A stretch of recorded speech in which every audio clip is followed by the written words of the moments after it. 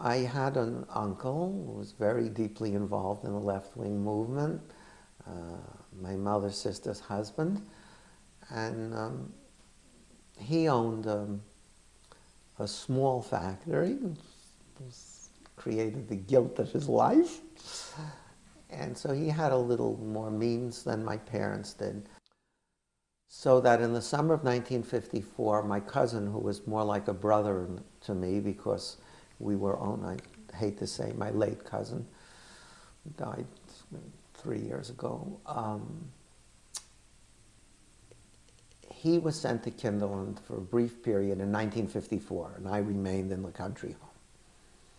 But in 1955, thanks to my uncle, I went with my cousin for a Kinderland experience, which I loved. I had a great time in 55, and then we went back in 57. So my cousin was at Kinderland for 3 years, and I was only there for 2 summers.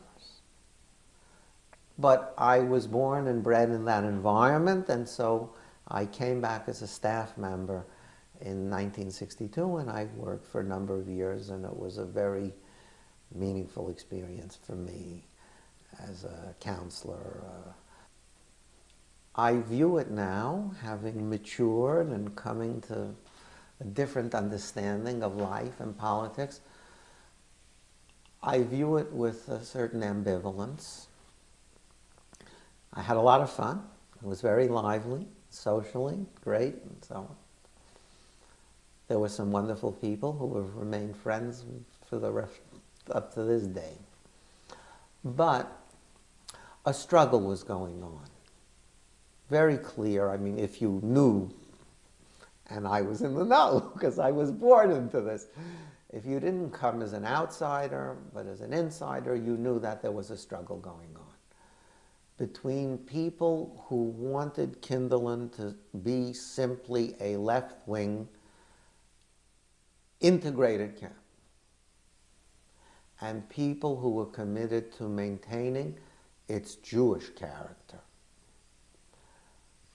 without rejecting radical politics, but insisting on that even though non-Jewish children were accepted and black children were accepted, but that the understanding was that this was an environment in which Jewish culture, particularly in its Yiddish form, would be cultivated. And I was part of that struggle, and obviously you know which side I was on, and my side lost. And that pains me.